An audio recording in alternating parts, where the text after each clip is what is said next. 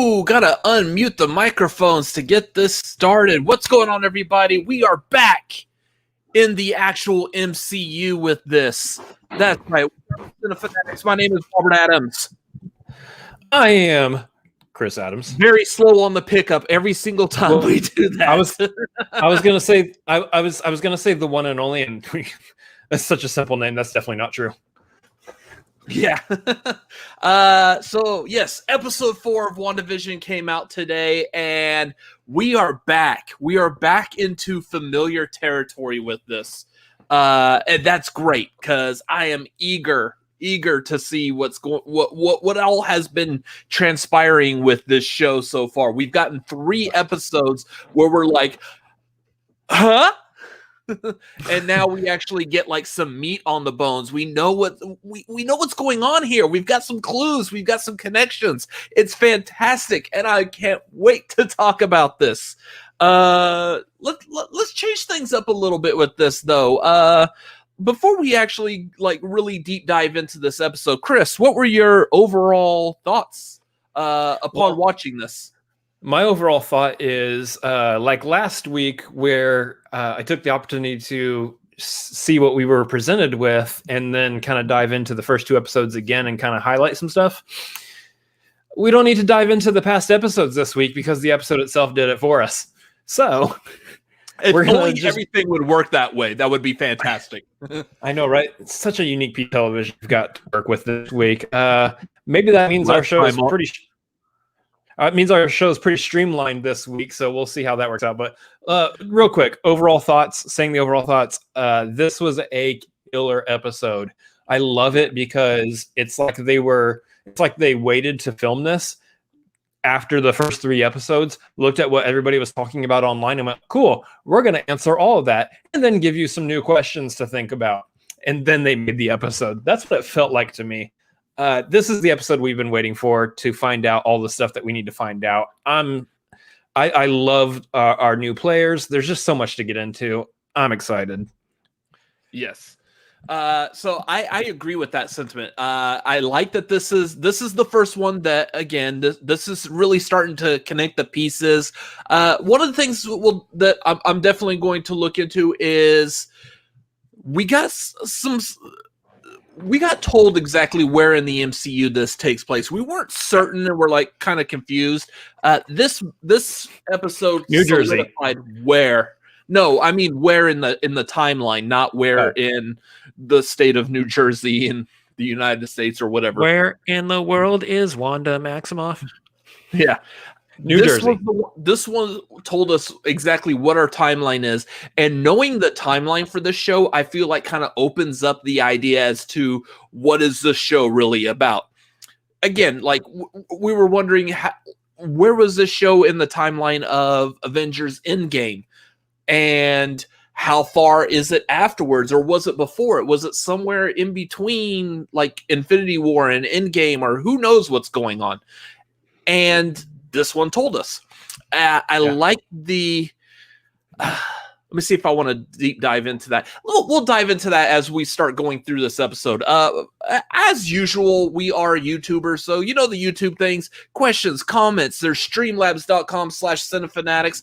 Hop on our patreon.com/cinefanatics. A lot of great stuff that's happening over there. We will explain more later. Make sure you like this video and subscribe to us because it's going to help in the future. Anyways, diving into this episode, or let's dive into the chat real quick. We got Rachel Errolowl in the chat. I still want more sitcom episodes. Can we tap into Darcy's feed on Twitch or something? I agree. I don't think we're done yet. I don't think we're done with the sitcom episodes yet. I mean, we've gotten images of them from the 80s, and that didn't take place yet in this episode. So I think that's what we see next week. We got the Roseanne Married with Children themed episode coming up still. So I think we're definitely going to get some more sitcom. We've seen from like previews that they had before that there's stuff that we haven't seen yet. We haven't seen them go through the 80s. We haven't seen them go through the 90s. We haven't seen them when they go trick-or-treating and they're wearing like the comic book accurate versions of their costumes. All that is going to happen. It looks like at some point there's going to be some major attack on Westview, that now you've got Sword and the FBI's Jimmy Woo. They're all involved in whatever this attack is. We definitely have some more going-ons with Agnes, their neighbor. More on that here in a little bit. But the first thing I want to touch upon this is how exactly this episode opened. Because I think typically like these kinds of shows, like what this show has done specifically in the last episode, and like even going back watching Mandalorian, you've gotten a whole lot of holy crap moments at the end of the episode. This episode started with that holy crap moment, and that was seeing the snappeting come back. The first blip? thing that we were the blip, the re-blippening or whatever it's called. The first thing we saw was Monica Rambeau reforming here. All the dusting. Yeah, she was undusting and everything. She was coming back together, woke up in a hospital next to where her mom supposedly was. And then you're seeing everyone else coming back in the hospital, waking up. And it's just rapid fire. Everyone's confused. Everything is like set a great tone. Yeah, set a great tone for this episode. And I know both of us were watching it separately, like him in his room, me and mine. And I know like within that first minute or so, both of us picked up our phones or whatever and hit up Twitter. And what the heck is my cat doing? She's got more energy than I do tonight. But she's being a cat at night, gonna run around, do the crazy thing. But yeah, we both hit Twitter immediately. What were your thoughts on like the second you saw that this was how this episode was opening? Well, I think first of all, we acknowledge that you get the image of the dust kind of floating through the air. You automatically know this is dealing with what Thanos did with the snap and everything. So it's like, we're gonna touch back on this again. I thought, just for some reason, I thought the Marvel Universe had kind of moved on from that. Retrospect, that's a silly thought because it literally just happened a couple movies ago. We're not going to move on from that anytime soon. The next few movies in the MCU, Black Widow aside, are probably going to heavily touch on that still. So what I really loved about this, though, was after that scene, after that opening, that cold open right there, man, I was like, this is how we're starting this off. We're just going to hit the ground running like this. I felt like I got hit over the side of my face. I was not expecting an undusting to happen. I did take a note that it was kind of interesting, though, because we have in continuity what it looks like for people to come back from the snap. If you go back to Spider-Man Far From Home, I have a theory on this, too. Yeah, you have people who were in the gym, these band members in the gym, just kind of bloop, falling from out of the air, and that's why they called them the blip, because they just went bloop and came back. We didn't have that here. We had people slowly dusting back to life, and I think that's kind of a different. It's definitely a different way they've done it. So I think what we have here is that you see in Far From Home, it's kind of played up for laughs. Like, it's funny, they're coming back, but here we get like the polar opposite. We get the very serious, like, no, this undusting had real world ramifications. If you go to places like airports and hospitals and like high traffic, high chaos areas, it's going to be complete madness when people come back. I love that with this hospital. It's like, we don't have capacity, which kind of hits home a little too real right now. Yeah. But yeah. But that aside, I love the fact that we got just this very raw, very real world ramification of what Thanos' snap actually did when it got reversed. My thought on that is, so we saw it. What we saw in Far From Home was a video camera pointed on the gym floor, and you just saw everyone just appear, and they're like, "Huh? What?" What we saw here, essentially, the first thing we saw was Monica being reformed, and then everything seemed to be from her panic state. So keep in mind, like, if you're ever in a situation where like adrenaline is going, whether you're in a car accident or some other like massively traumatic thing, everyone will tend to agree it feels like time slows down. And I feel like that's what this was. It was the same exact blipping that was in Far From Home, but we're getting it from Monica Rambeau's perspective, and just everything is just slowed down, and she's realizing that all of this stuff is just all happening at once instead of it's all snapping. Yeah. It's a very more intimate, very more personal look at what happened when everyone was coming back, not just a haha, look at real quick kind of a thing. I loved it. I thought it was fantastic. Yeah. I thought you're kind of setting up, expecting that you understand that she was the little girl from Captain Marvel. So that aside, you heard that, That aside, sound clips. Yeah. As she was coming back, you heard the sound clips from Captain Marvel. That aside, you have here like the beginnings of a origin story for her. This show is heavily featuring Wanda and Vision, but this is also the origin story for Monica Rambeau, because she's going to be heavily featured in some of these movies coming up, including the second Captain Marvel. So it's kind of interesting that they're now expanding what they do in the movies to TV so far as giving these origin stories to these outlier characters that might actually mean something later on within the TV show. Not TV show universe, it's the same universe, but within the TV shows and not necessarily the movies. I really like it. I love that we got also that piece with her mom apparently passed away off screen. Yeah, her mom also taking on the nickname Photon, which we all know from the comic books is actually Monica Rambeau's superhero persona when she gets powers and everything. Which that was Maria Rambeau's call sign on the side of her jet in Captain Marvel also. Yeah, it was an Easter egg then. That's what I love about Marvel is things that are Easter eggs before actually come back and become something later on when the universe expands and they go, oh, you know what? We can't actually do something with that besides just being an Easter egg.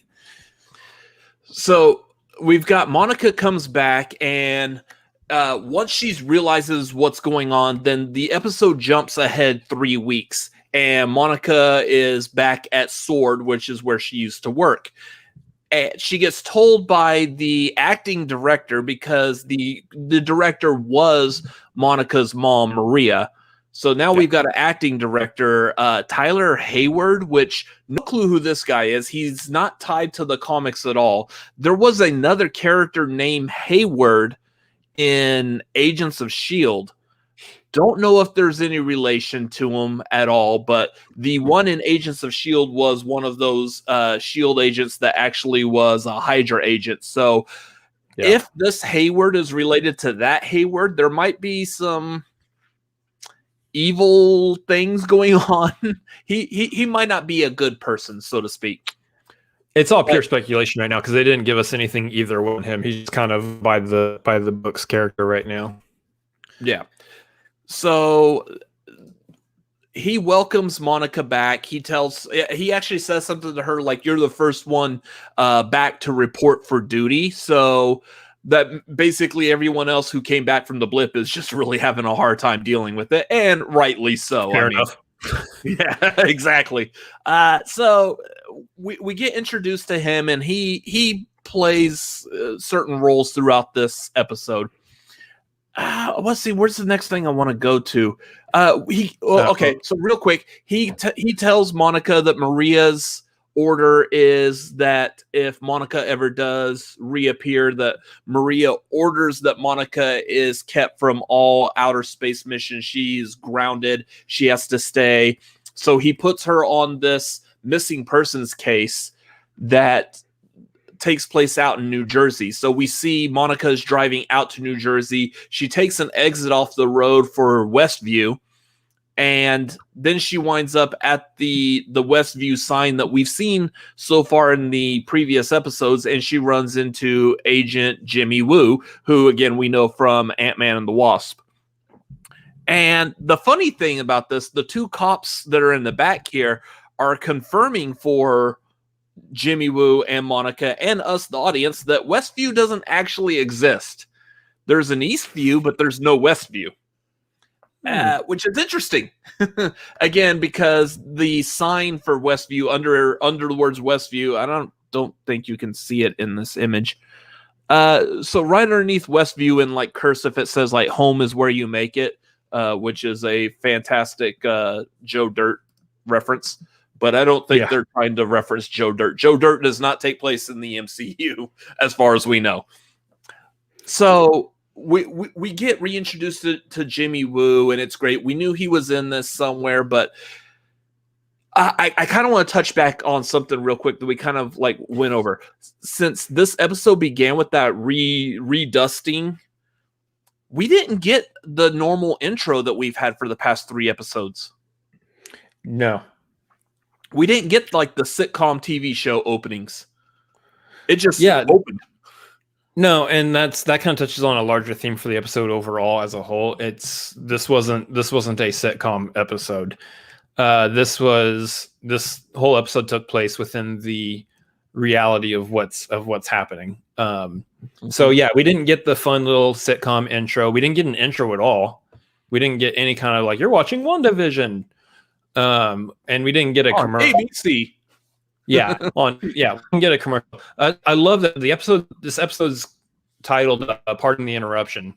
Yeah. Which is it's a fantastic title, because I think that going back to what Rachel was saying in the chat is, I think that means, we're definitely going back to sitcoms, or at least partly sitcom, next week. And this is kind of just like a pause, put a pause on that.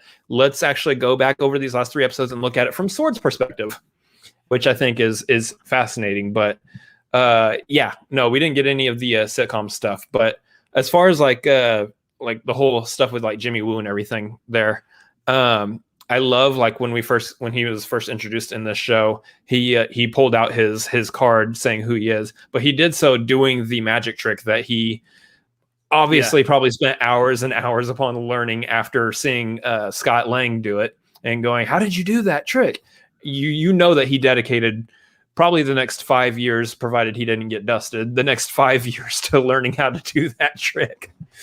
So I thought that was a funny little thing. But yeah, I think that was really interesting. The cops are like, no, there is no Westview. You're standing next to the sign that says Westview. You can see the town. You just look down the road. You see houses. Town's right behind you. Sign's right next to you. There's no Westview. I love what's being discovered here is that people within a certain diameter or radius from the energy field have no clue about Westview anymore. They have that selective amnesia, as Rachel's pointing out in the chat. Yeah. Any connection to Westview? Selective amnesia. Love that. Because I think that provides what this is doing, and obviously we'll touch more into this here in a little bit, but that provides a new air of mystery to how powerful Wanda actually is. Mm-hmm. That she's able to control and do as much as is happening here. Yeah. So we get the whole thing. Monica's out there to be a chaperone, she's told, for the drone. Drone, which also bears the Sword logo and the S-57. As we mentioned before, 57 is obviously a throwback to Avengers 57, which was the first appearance of Vision. But this is also this is obviously what becomes the helicopter in, what was that, episode 2, where the helicopter pops in? Yep. So, I mean, that's what it was. And you start to notice that. While we're on the subject of that, I also want to point out the same thing kind of happens when you get, what's his name? Franklin, Agent Franklin, who is crawling through the sewers. He's on a tether rope, and then the tether rope breaks as he goes through, let's call it the shimmer, even though I think that's something else altogether.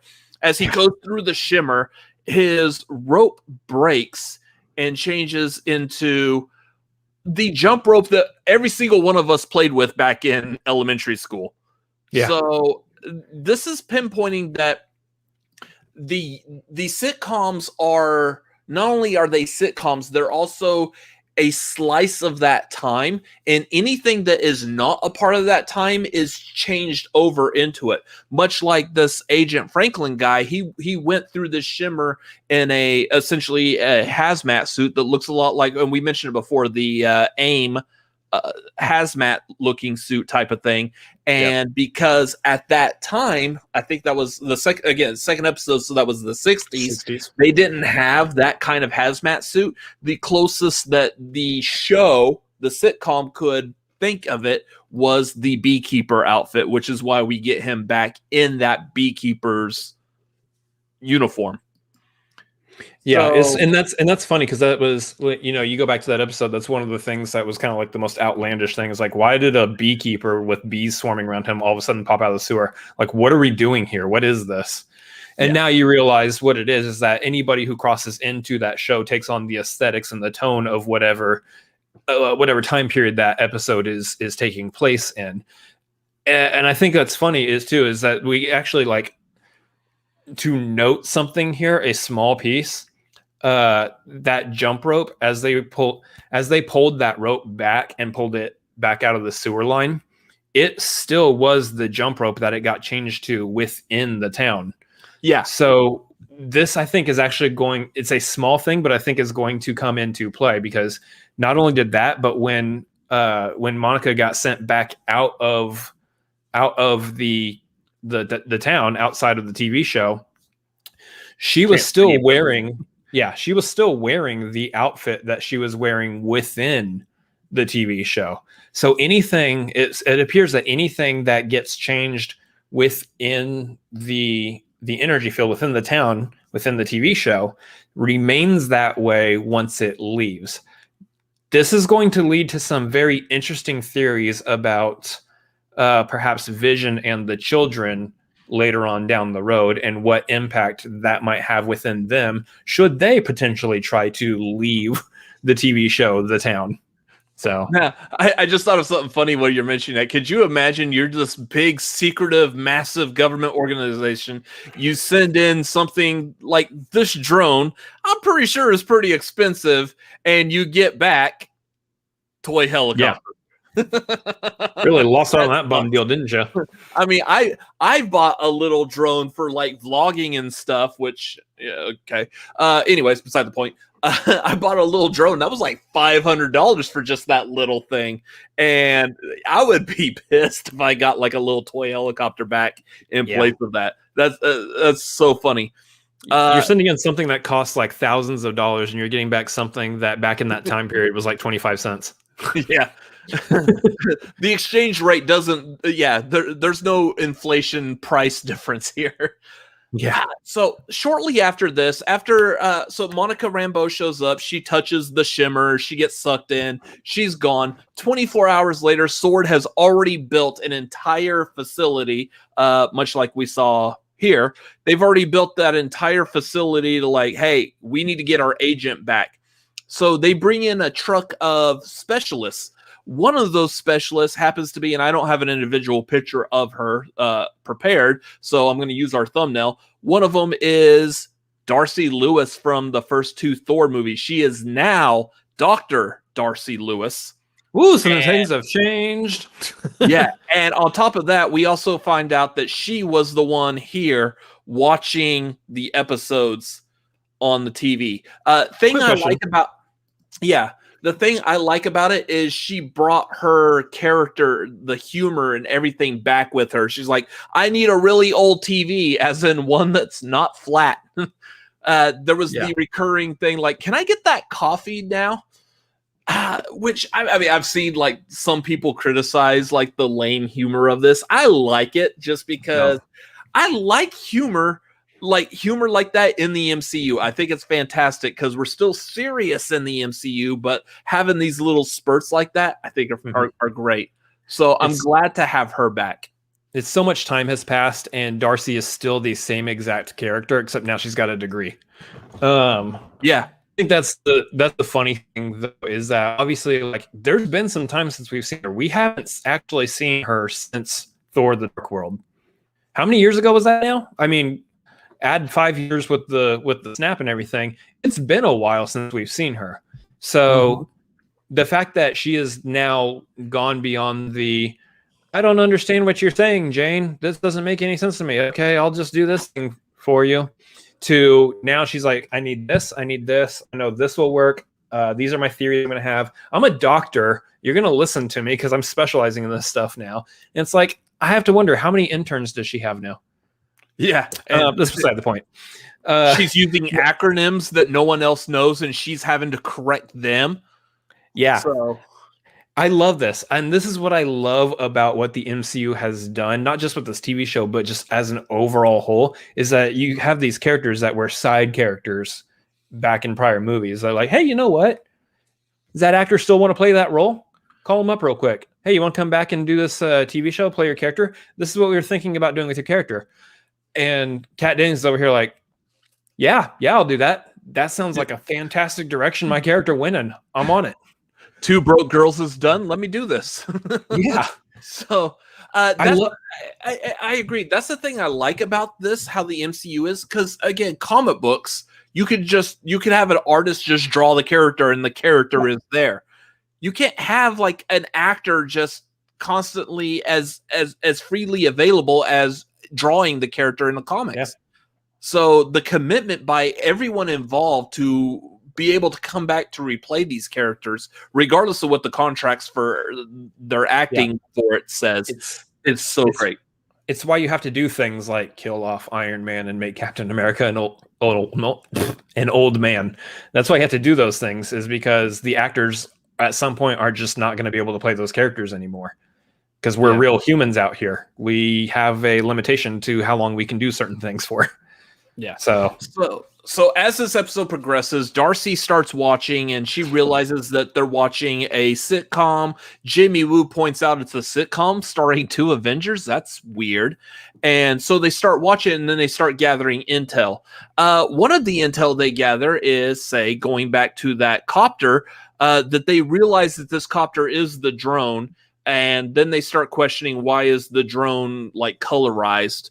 Yep. And that it brings back kind of like what we were saying. This is an object that is outside of this world, and so therefore it was not originally created in the world. That's why it's probably in color, which brings us back to things like the blood on Dottie's hand. And I don't know if I got I don't have the actual image of it, but like the toaster from the commercial where the light was red. I wish y'all could see my mouse pointing at the light. Like, this little light right here was red, but y'all can't see that. I can't share screen. Well, I could, but whatever. So the little bits of color that we've gotten, we're now led to believe that this is something that existed outside of the shimmer and now it's brought in. But why is Monica not colorized? Why was she, and why did Franklin, the beekeeper, go to black and white? So why are these two humans who got brought in not staying in color, but all these objects or something out of her control like Dottie bleeding? Why are these things colorized? Yeah, you thought this was going to answer some questions, and now we've got like even more. No, there's a whole lot of this that doesn't make sense, and I have to believe there's some kind of puppet master that's actually got the answers, and we still don't know yet. So therefore, you have to keep watching. Yeah. So again, Darcy's watching this, and not only does she see the photo of that, but then she also starts noticing the people that are in there, which leads us to this massive board of characters. We find out like who these people are. We find out their real names. Funny thing about this, the real names of some of these people, they come to find out that they are real people stuck in this fake Westview world. But the names that they give, I don't know if you picked up on it or if you read anything about it today.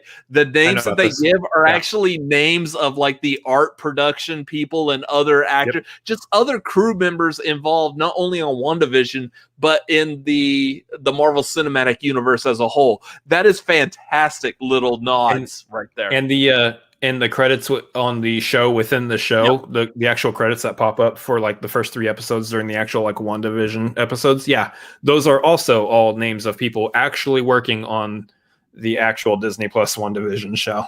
So it's a fun little, this is like a completely different kind of Easter egg, not one pertaining to things that we might know or find out from like comic book origins or anything. This is just a fun, like super meta, like, hey, we understand that we're working on a TV show, so therefore we're going to use the actual names of people who are making this TV show on the show that's within the TV show. Yeah. So the other thing to take a look at here is, like, we see most of the characters that we've already seen. I don't know about anyone else, but I'm kind of really upset that Dottie's husband, the dude down there, his real name was not David Schwimmer, because that's David Schwimmer. Let's be honest. Oh my gosh. But if you notice, Dottie is missing from this.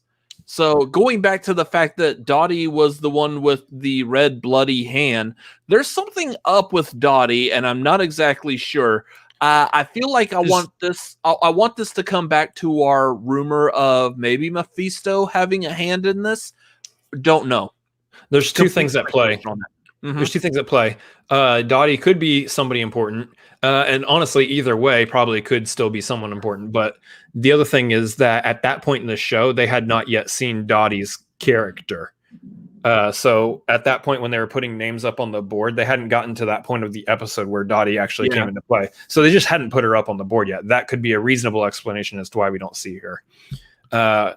There is like hidden Easter eggs, though, with things that are said and with Dottie's appearances, though, that we are led to believe that there's potential chance that Dottie could be someone of bigger importance than just being another member of this town or another individual who got trapped within Wanda's universe here. But I think the big one that we do definitely want to point out is, again, going back to Agnes on that board. Yeah, and how if you look at it, everybody else has their character name, but everybody else also, like we said before, has a real name on there. Agnes only has her character name, and obviously we don't have like the zoom and enhance here, but if you actually take a close look at it, she doesn't have a real name in that box where she should have one. Or a driver's license. Which makes you wonder, is this somebody who shouldn't necessarily still be around because she's a several thousand-year-old witch? Agatha Harkness. Here's the thing, like, I will put money on this. Like, I would rather put money on this than I would have put money on GameStop a couple of days ago. That Agnes is Agatha Harkness. I really wish I put money on GameStop a couple of days ago. Anyways, beside the point.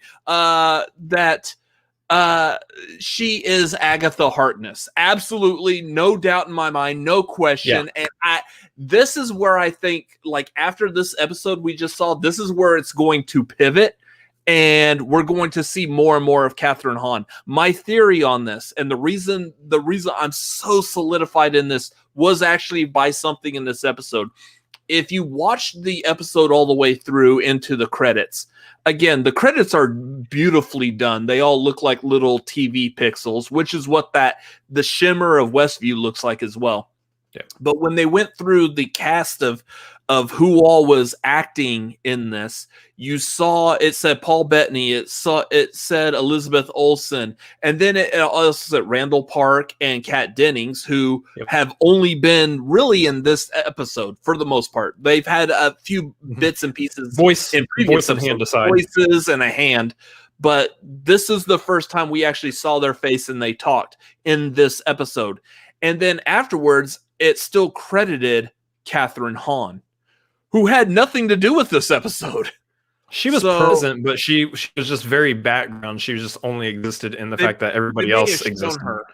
Yeah, they may have shown her like in the background, but I mean, she had no real anything to do with this. I mean, by that idea, if she has something to do with this, so does Herb from the last episode where Catherine Hahn and Herb are out there talking. So again, she's a major character in this show. They just haven't actually officially said that yet. This all feels accurate. It feels true. It feels 100% like this has to be it. She's got to be Agatha Harkness. She's got to have a major role in this show. There's something more to her than we've seen so far. On the other hand, they could just be big braining us like crazy right now, and that's they know exactly what we're going to think about her character. That's why they named her Agnes and gave her the little pendant. And she's not actually anybody. She's just another person they just haven't given a name to yet. In which case, I'd be like, what? Why did you do that? But that'd be a thing. That would be a big brain move to try to fool us. I think, like you said, 100% got to be Agatha Harkness. Got to be. No. Yes, we did, Agatha. We did say her name, Agatha. We did say Harkness. So yes. That's not David Schwimmer. But do you still think? I think they'll pivot. Pivot. So, where were we in this? This was a fun episode, y'all. I was looking forward to tonight's episode so we could talk about this. The other fun thing, I don't think I need to show both pictures, so I'll go with the one that is more filled out.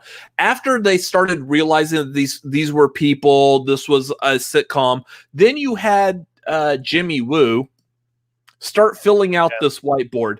And I'm sorry, like, I will give complete credit to Late to the Party over on their YouTube channel. They tweeted out today that I love this joke. They're like, I haven't stared at a whiteboard as hard as I did in WandaVision since Cabin in the Woods. And that was a fantastic joke for those of y'all who know. Like, absolutely love that joke.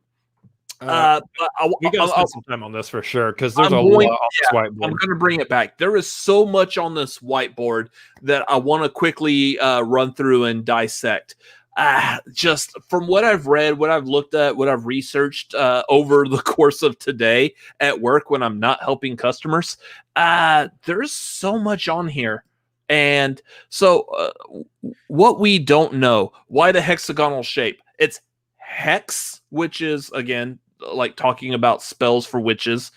White sitcoms, I feel like that's what Wanda grew up with. Same time and space as Vision alive. Yeah, that's our questions. And so what we have down here, failed attempts at, I'm going to guess that says that was contact, because it's phone lines, digital, drones. I'm sure radio is in there somewhere. Yeah. And then so going up to the top left, triangulated to Westview, 5-mile radius, something unknown. Who is behind this? And then they have the word scrolls written on there. And then down below it says, like, if it's not this. Yeah. Let's see if this. Okay, so this other image doesn't help. Enhance. Yeah. So there's a lot in there. And I can bring it back up if you want to deep dive some more into this. There are definitely like two that stand out to me. One is the hexagonal shape, just because we're talking about, again, I'm saying like this episode feels like it was shot and made after everybody else had already watched the first 3 episodes, because they're putting stuff on this whiteboard. It's like, we've all been talking about that exact point. Yeah. The hexagonal shapes. There's something to that beyond just the word hex. There is an actual, like, legitimate reason for the hexagon. That shape means something.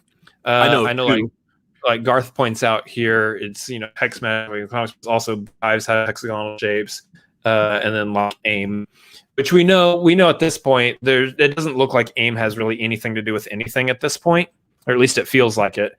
It feels like, for the most part, we've got sword at play, and we've got probably something else supernatural at play.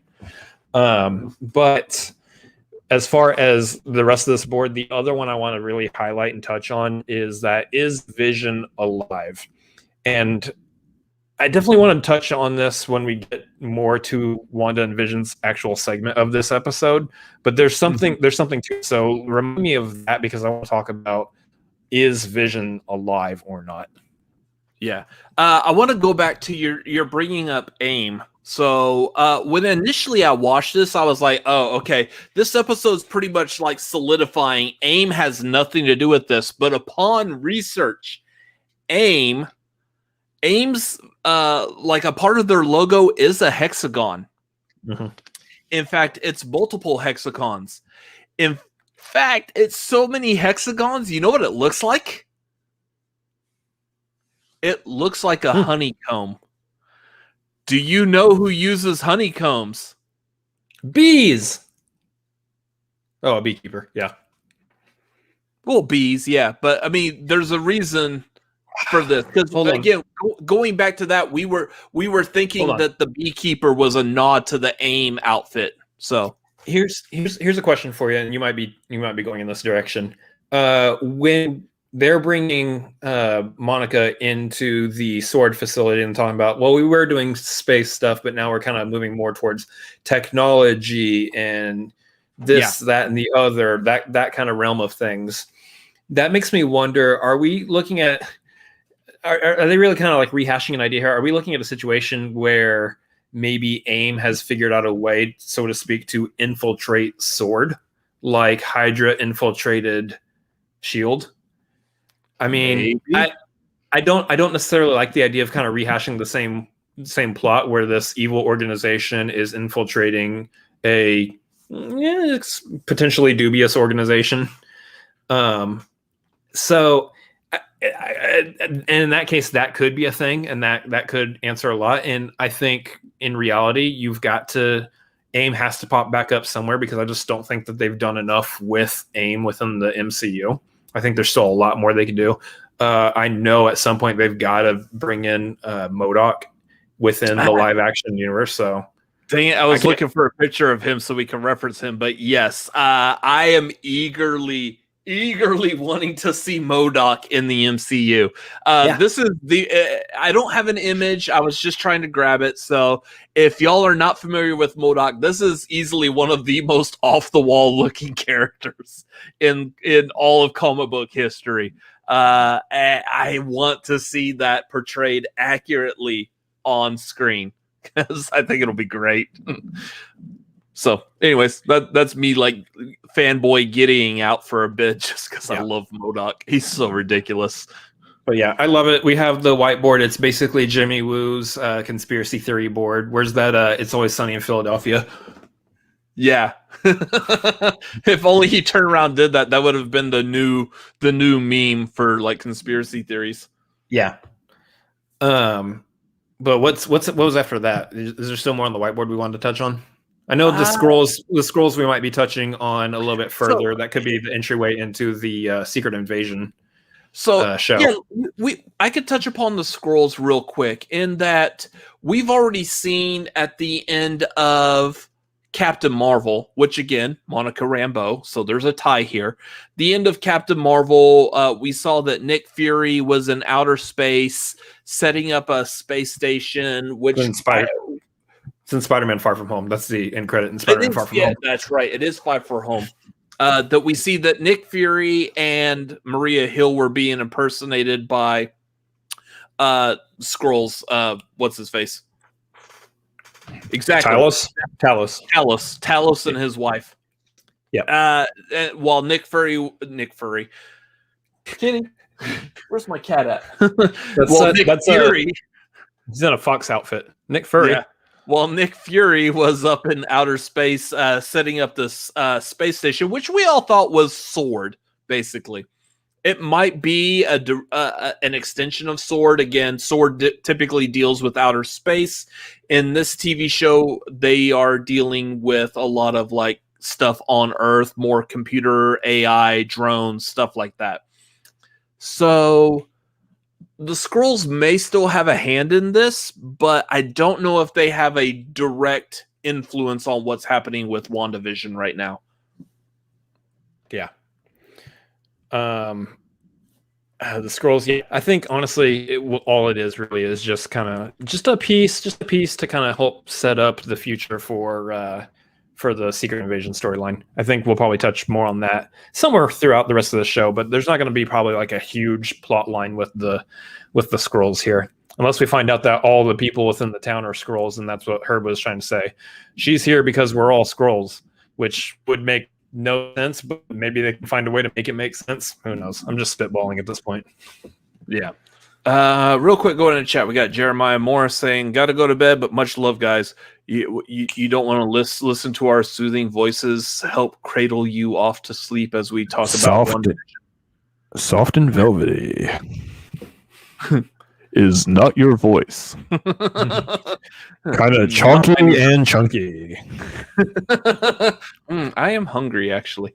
So thank you for watching, Jeremiah Morris. So what else do we have? Yeah, let's say what's next in the phase yeah. talk about.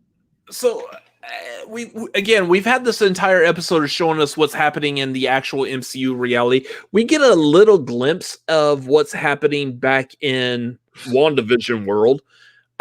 We get to see what was happening with the exchange after Monica had mentioned Pietro being killed by Ultron, and we got to see Wanda's fury where she ejected Monica not only from the house but from the entire realm of Westview altogether.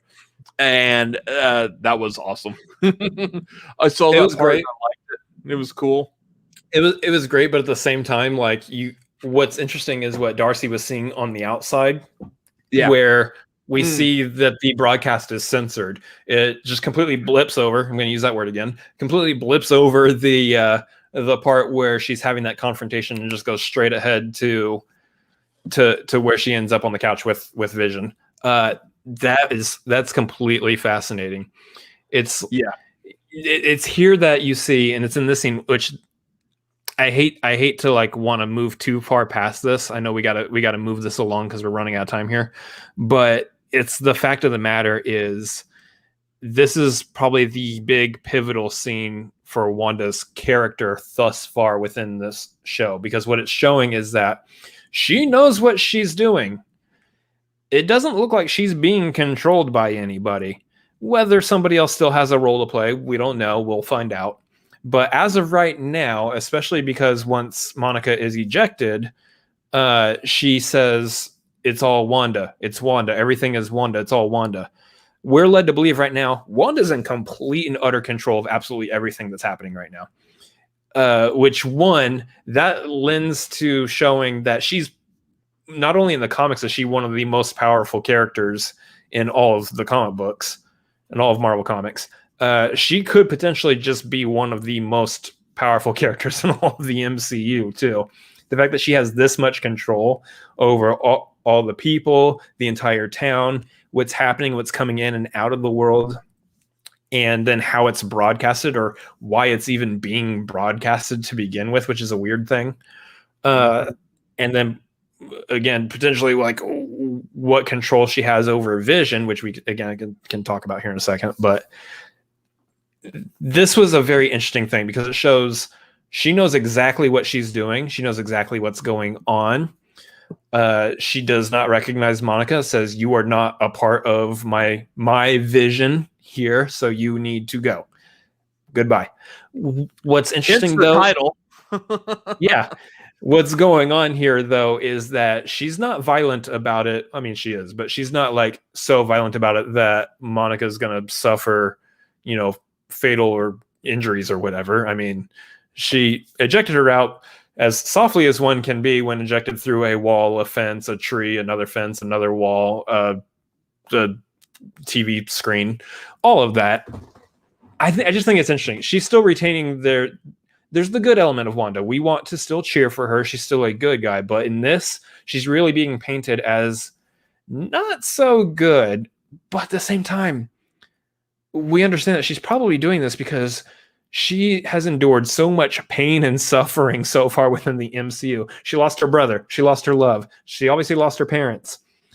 She lost her home. Yeah. She technically died and came back. There's just so much pain and suffering that she has endured in the MCU thus far. It makes complete sense that she's like, nope, let's just create a world to live in where I don't have to deal with this anymore. But yet you still see her psyche playing upon her because we then see the conclusion. We saw last episode where Vision would come back and he's like, where did Geraldine go? Yeah. And they all like, oh, Geraldine had to leave. Ha, ha, ha. And the whole episode continues as normal. But this time we get to replay that scene and we see essentially from Wanda's point of view, Vision comes back and then all of a sudden we're all like, he's this. I hate it. Yeah, thank you, StreamYard, for not keeping your internet connection up to date enough for us to be able to actually use this as like a jump scare when I made that weird screen. But That was anyways, terrifying. that's the point of what this. Yeah, that's what that was.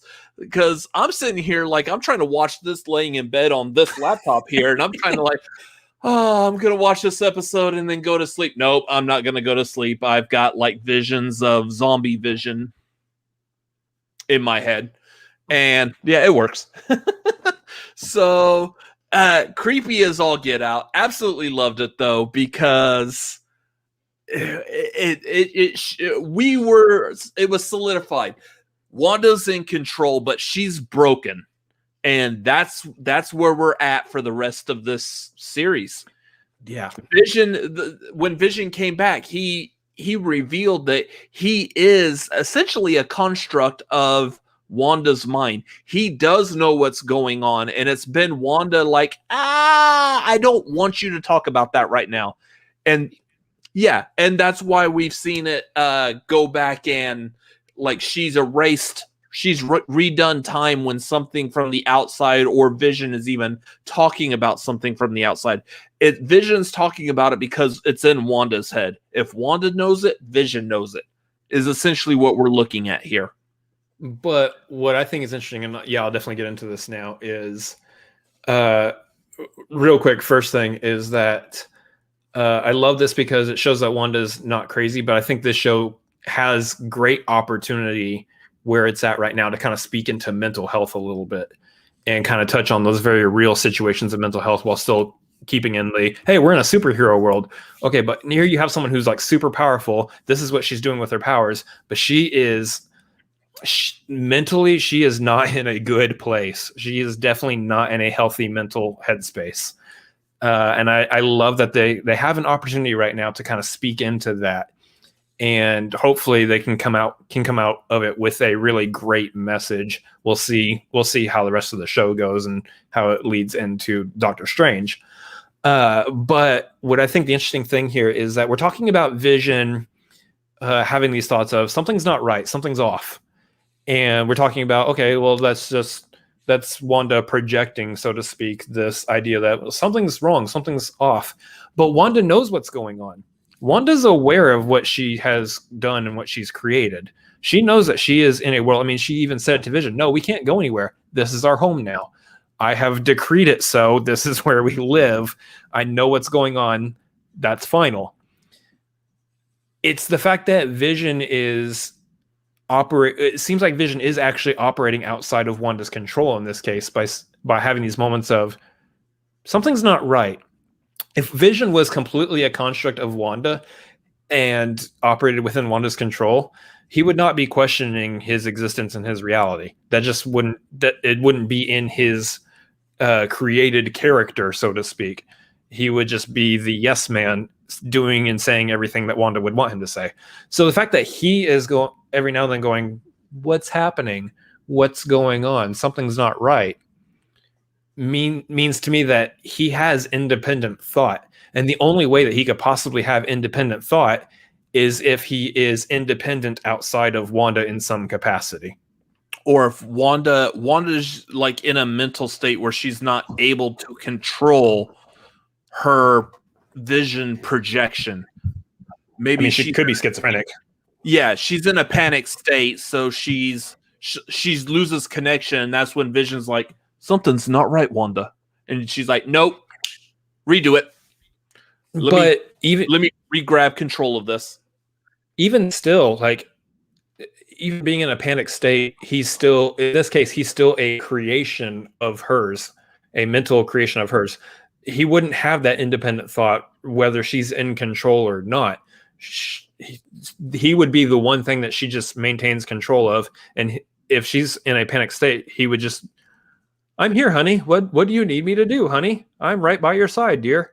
Like, he would operate in that way, because there would be nothing and no one to give him the thought of something's wrong unless Wanda projects that thought into him. And clearly she's not doing that because she's trying to correct the situation every time he has that thought. So I do think that we need to understand something about Vision here.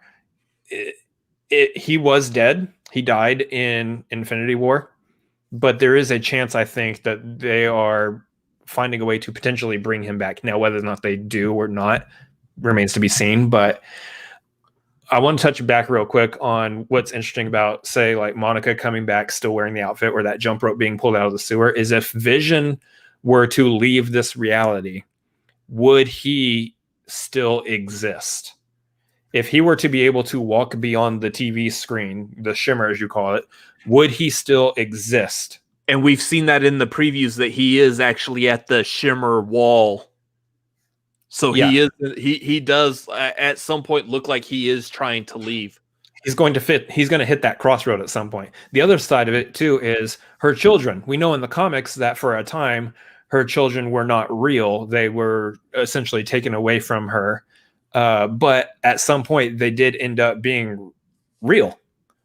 Yeah. Right now we are to assume that her children, she actually created life. She created real kids, real children within her town that could actually exist beyond the wall, beyond the shimmer. So that tells me that if she recreated Vision, is she using Vision's dead body to recreate him? Or two, did she just create a whole new Vision? I mean, he didn't have super speed before.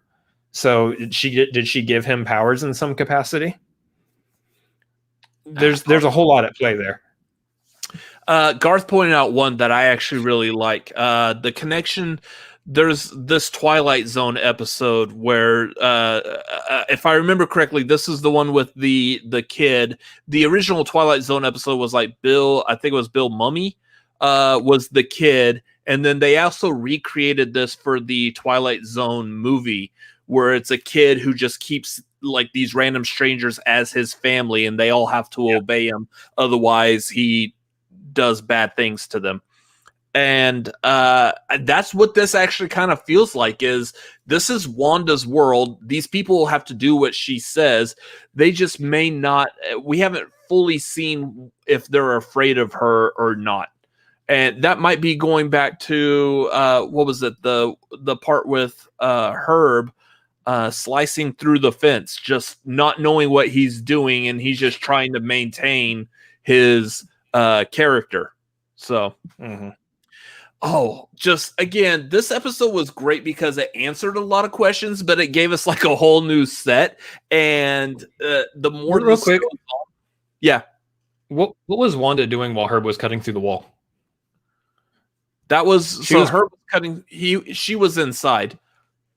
She was going being pregnant. Did she have the labor pains during that time? Is that what was happening during that moment? It was right. Well, that was not at the beginning moment, but yeah, it's at the beginning. It's at the beginning. So I wonder if something was distracting her, and so she didn't have control on Herb, because you see that. And I just side note, I know we need to move on, but going back to the earlier episodes, when Vision is asking Agnes and Herb what's going on, and they're about to kind of spill some beans to him, she's very much focused on her conversation with Geraldine at the time. She's very much focused on what she's saying to Monica and what's happening there. Her eyes and ears off everybody else. I am in this moment right now. In which case, Herb and Agnes were out of her control and were able to be like, she came here because, and the second that she sends Geraldine out, sends Monica out, Agnes goes, well, got to go back to doing that thing I'm doing. All right, see you later. And then Herb's like, see you around, buddy. And they immediately fall back into the character. It isn't they decide to fall back into the character. They just kind of were forced to. Yeah. So I think that's the situation you're looking at. So in that case, is it possible that Wanda was distracted with something while Herb was cutting a wall, and he's just trying to not let it slip? He's like, oh, yeah, buddy, looks like I am cutting the edge right. Whoopsie daisy. I'll fix this wall. Whatever. Oh, no worries. Dude, this show is so trippy. It almost is The Wall. Pink Floyd reference there. I'll throw one in whenever I can. Of course. Anyway, yeah. So again, next week looks like we're going to be diving back into the episodes, but now we know these sitcom episodes are going to be also viewed from the perspective of Sword, specifically Darcy, trying to figure out what's going on and make use of it what will. We kind of glazed over the fact that we also found out in this particular episode that it was Jimmy Woo that was on the microphone trying to reach Wanda on the radio, which, I mean, we knew that because we recognized his voice over the radio, but we actually got to see that. I don't think it added anything more that we didn't already know. It's just they are trying to reach Wanda. With the exception of he was asking who's doing this to you. No one is doing this to her. She's doing it to herself. And I kind of like that because originally in the episodes, it made it look like we had Wanda, Sword, and then some other mystery third party. I don't think we have a mystery third party really that much. We might have people like whether it's Agatha Harkness or Mephisto kind of manipulating. They're like slowly cradling everything their way. But I really think that it's between Wanda and Sword right now. Yeah. And that's where this is going to go. There is going to be something that pops up. I do believe there will be a third party of something that pops up somewhere, because we've seen Wanda and Vision like panicking in Westview. We've seen the Sword agents and Jimmy Woo like running down a field trying to run either after something or away from something, whatever. Something big is about to happen with this. I'm eager to see where this goes, what it could be, but that's the theories for this week. It was a great episode. I like the back and forth on Twitter. Exactly. The back and forth on Twitter where some people are like, they don't like that this episode like went back to reality. Some people liked it while it was staying in that mysterious, like, the sitcom thing. Snap back to reality. Oops, there goes gravity. There goes gravity. Yep. That was the Twitter thing I did earlier. So yeah, yep. I like this, but it really gave that reason why you needed to watch the first 3 episodes first. It's why we understood why it was the first 3 episodes that were the ones that were, I guess, screened for critics, and they weren't allowed to see this 4th episode until now. Because with this fourth episode, it completely changes your viewpoint on the first 3. Yeah. So this is a good show. They're doing a very good job. Once again, in Feige we trust. So I love this because right now, as we know, this is a one and done season show. There's not going to be another WandaVision season 2 or whatever, as far as we know right now, which makes this feel like different than anything we've seen within TV or movies before. This has the quality of a movie, but it's done in such an episodic way because it's TV that they are able to do what they want to do in movies, but do it in a longer form and kind of take their time with it. And I love that. Mm-hmm. And I think this is something I can see like from the jump when Kevin Feige went, yep, Iron Man 1, here we go, let's do it. I could see something stewing in his head like, wouldn't it be great if we could get to a place where we could take some of these heroes and give them smaller stories, but tell those stories over a certain period of time within the TV side? Man, if we could just get to that place where we would have the ability to do that, I could do such wonderful, wonderful stuff with these characters. Take them right out of the comic books and do those kinds of storylines with them over a long term instead of just in movies. Yeah. Definitely in Feige we trust. I think this is something that he's been kind of sitting on and planning on for a while, and especially once Disney Plus became a thing. Love it. Yeah. Anyways, that's going to do it for this week. Fantastic episode. Eager for next week. Can't wait to see what's going to happen. Join us again next Friday. So next Friday, we may potentially be a little earlier. I know this Friday we went later because of all of our friends over at the Movie Trivia Schmodown doing their draft for this year, which if you are a fan of the Movie Trivia Schmodown and you haven't seen it, go check it out. It was fantastic.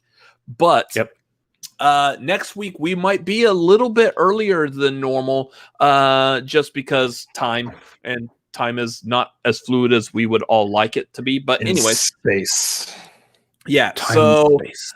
as of right now, this is probably going to be like a couple of hours earlier than normal. So just be ready for that. We'll stay tuned to our Twitter, Cinefanatics MLP. We'll be talking about it there. Anyways, also over the course of this next week, Tagline on Tuesday night at 9:30 p.m. Central Time. Next Wednesday, we should have our ranking of the top 10 MCU villains. If you haven't seen already, check out. We just released the top 10 MCU heroes. It was a lot of fun to make. Go check that out. Let us know your thoughts on that ranking. And yeah, just a whole bunch of good stuff still coming to this channel. So make sure you hop on our Patreon, patreon.com/cinefanatics. Jump on the tier that is right for you. I would highly recommend the Avengers tier because you're going to get all of our like little bonus footage, like the bonus content that we made with the top 10 MCU. There very likely will also be bonus content for top 10 MCU villains. So, as always with like many Patreons, the Avenger tier is our $10 tier. That is usually the sweet spot for a lot of people's Patreons. It is typically just low enough for a lot of people, but still provides enough value to them as well as value, obviously, to us, because that's the point of having a Patreon. But that's the thing is we want to promote and pump out the value within that $10 tier for sure, that Avengers tier. So that's suggestion rank fast T specials. Maybe that could be a special one during Christmas next year. I'm going to completely forget about that idea. So, yeah, definitely hop on the Patreon. Either way, you get access to our Discord on there, and there's going to be at least one, if not multiple channels on that Discord that are specifically accessible only to those who subscribe to Patreon, because Discord will be accessible in other ways. I made an announcement earlier today. I'm not going to dive too much into it because this is actually not the time and place for that. But follow me on Twitter at ChrisAdamsMLP. You'll see the announcement there that I made. Anyway, jump on that Patreon. So much good stuff. We're building that community out over on Discord. You're going to want to be a part of that, and you're going to want to have that early jump and be a part of it at the beginning, because you might be able to have a hand in building that community yourself as well. So fun stuff. Fun stuff. Absolutely. So again, follow us, Cinefanatics MLP, Robert Adams MLP, Chris Adams MLP on Twitter and Instagram. You can follow me at Robert Adams MLP, also on Letterboxd. And that is going to do it for tonight. Thank y'all for watching. Thank y'all for being in the chat. This is a lot of fun. I love talking about this show. I wish we did this kind of like a feedback review show with Mandalorian. We will in the future. But yeah, I feel like we missed out on it before because we could have just gone all day with that one. Never again. Yeah. Anyway, so again, thank y'all for watching. Thank y'all for being here and subscribing to us. We will see y'all next time. Good night, y'all. There's music in my head. There's about to be music on the screen too, like right about